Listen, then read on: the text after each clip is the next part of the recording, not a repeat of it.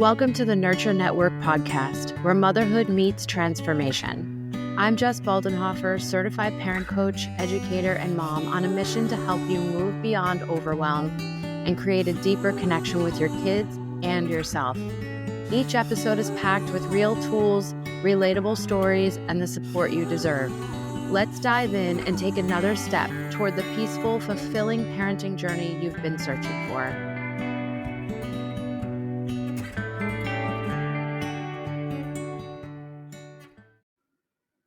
Hi, welcome back. Today we're diving into a topic that is often confusing but incredibly important: the different schools of modern parenting. I'm Jess Baldenhofer of Mother Nurture Coaching, a certified parent coach and educator. You've probably heard terms like conscious parenting, gentle parenting, peaceful parenting, respectful parenting, and wondered, are these just buzzwords? What's the difference? And what actually works? In this episode, we'll walk through the roots and rise of these parenting philosophies, where they came from and what they share, how they differ, and why they're a response to the power over parenting model many of us were raised with. Then I'll share what mindful parenting means to me, how we can lead with empathy and clarity without falling into permissiveness. Let's untangle the names, decode the nuance, and find a grounded approach that honors your values and your child's needs. Okay, so let's just do a little history lesson here.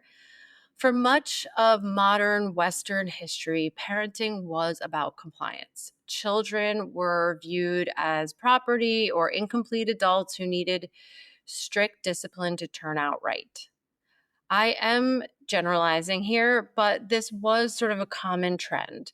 Authoritarian methods, the quote, "because I said so" parenting, focused on obedience, fear, and punishment.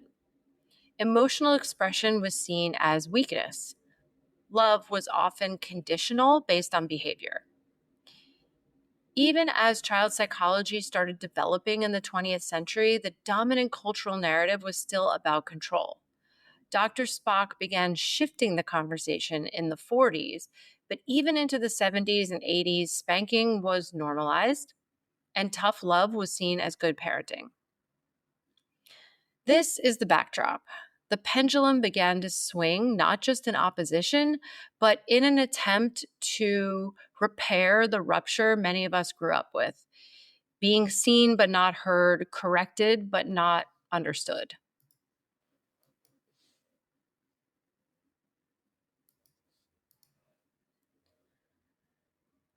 Out of this disconnection, new parenting models started emerging. Let's look at some of the big players and where each philosophy kind of came from. So, attachment parenting. Coined by Dr. William Sears and Martha Sears in the 1980s, this approach was inspired by the work of Bowlby and Ainsworth on attachment theory. It emphasized early bonding, breastfeeding, baby wearing, co-sleeping, and being highly responsive to baby's cues. The goal? A secure attachment and deep emotional trust. The next one is respectful parenting. This grew from Magda Gerber's RIE method, which stands for Resources for Infant Educarers. Gerber's radical idea: babies are whole people from the start. Her method focuses on observation, trust, autonomy, and communication. Many of us know Janet Lansbury, and she trained with Gerber. Respectful parenting avoids praise, interruptions, and overstimulation, and emphasizes confidence in the child's competence. The next one is gentle parenting. Popularized by Sarah Ockwell Smith, gentle parenting integrates child development science with emotional awareness. It rejects punitive discipline and instead emphasizes boundaries held with empathy, calm communication, and modeling emotional regulation. The next one is peaceful parenting, and this was coined by Dr. Laura Markham. This model is built on 3 pillars: regulate yourself, connect before you correct, and coach instead of control. Peaceful parenting centers the parent's inner work as the key to a regulated home. It's very similar to the Jai parenting model, which is what I was trained in from the Jai Institute for Parenting. This was founded by Jolette Jai and newly led by coaches like Simone Davies and Jean Marie Painel, integrates coaching, positive discipline, nonviolent communication, and attachment theory. Jai offers a practical yet holistic lens rooted in the understanding the needs, the mindset shifts, and parent regulation.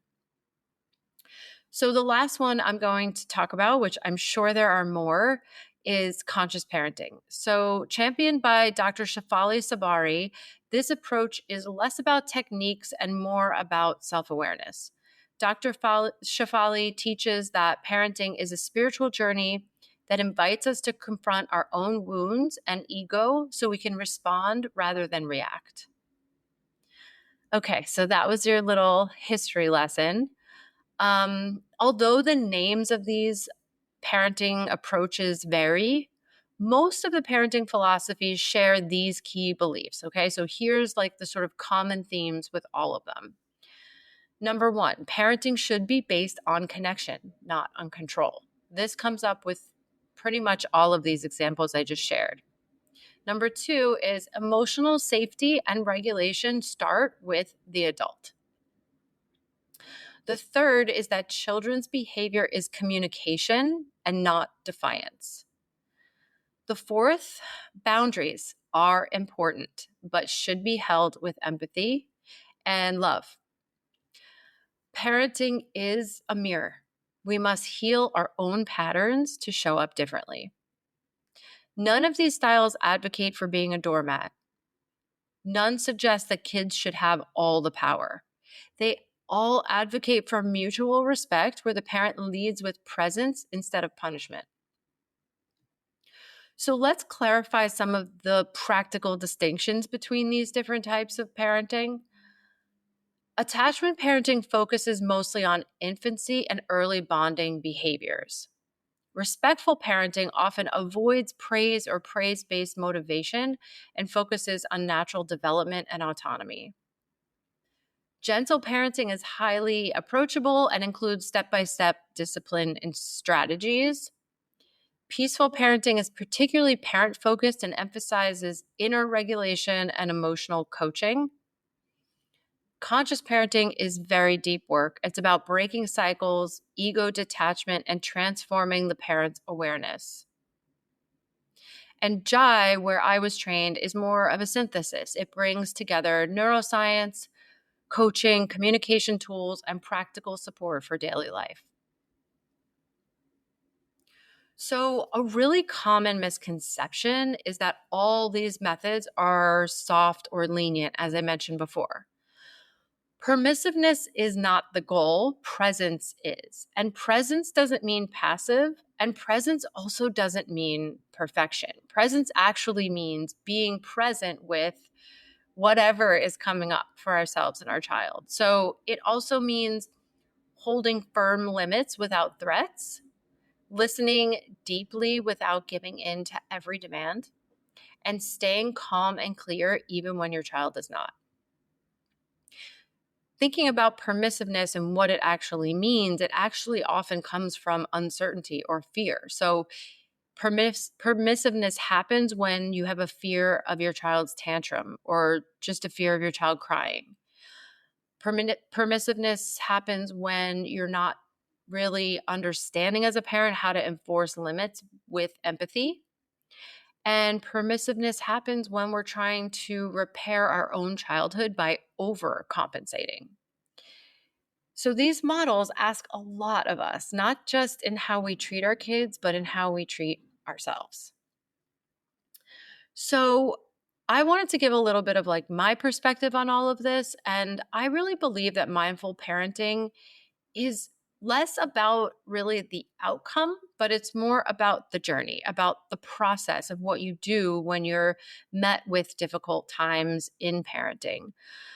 I believe that mindful parenting is about intentionality, and it looks like pausing before you're reacting, knowing what's my stuff and what's my child's stuff to work on, knowing how to set boundaries and follow through with kindness, validating emotions, but not always saying yes, and staying grounded and connected even when things get messy. It's about leading with clarity and compassion. It's being the safe harbor and the sturdy anchor. Okay, so now we're going to talk about why this is so hard for all of us, because there are so many things that are working against us as modern parents and making parenting today very, very difficult and really such a big load that we are carrying. Most of us did not grow up this way. So that's really number one, right? Like, we're trying to engage in an emotional journey that is very different than how we grew up, but we wind up falling back on a lot of what we experienced. So it's hard because we're breaking cycles without a clear roadmap. We're trying to parent our children differently while also trying to heal ourselves along the way. And we don't always have the support, the time, the regulation, the resources that we need. But here's what's true. Every pause, every deep breath, every time you hold a boundary without yelling, you're doing something radical. You're building something new. And your kids, they absolutely feel it. So whether you resonate most with conscious parenting, peaceful parenting, mindful parenting, or it's your own mashup of them all, remember, this isn't about a label. It's about your values, your growth, your connection, and it's about you as a person taking care of yourself and modeling that for your child. So why go through all this history and unpack all these different parenting styles?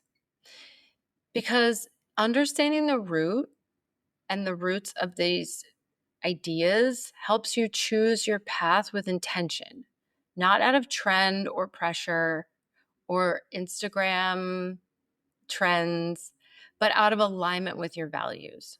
Know the difference between respectful and permissive parenting. It helps you stay grounded when people around you don't understand your choices. Understanding that parenting with connection isn't the absence of boundaries, it's the presence of emotional leadership. It gives you the confidence to show up with both heart and backbone. And most of all, it reminds you that you're not failing when this feels hard. You're growing and you're breaking cycles, and your growth creates the space for your child to thrive. But also, this is very hard to do by yourself. So get support. Make sure you're being taken care of in your journey through parenting. So whether you resonate most with conscious parenting, peaceful parenting, or your own mashup of them all, remember, this isn't about a label. It's about your values, your growth, and your connection. You don't have to get it right every time. You just have to keep showing up with presence, curiosity, and compassion for your child and yourself. Thanks for being here. If this episode resonated with you, I'd love to hear what stood out with you. Share it with a friend, leave a review, or message me on Instagram. I would love to hear from you. Until next time, take really good care of you. You matter, and the work you're doing, it matters too. Thanks for listening to the Nurture Network. If this episode resonated with you, subscribe so you won't miss the next one. Share it with a fellow mom who might need it too. Until next time, remember that nurturing yourself is the first step in nurturing your family.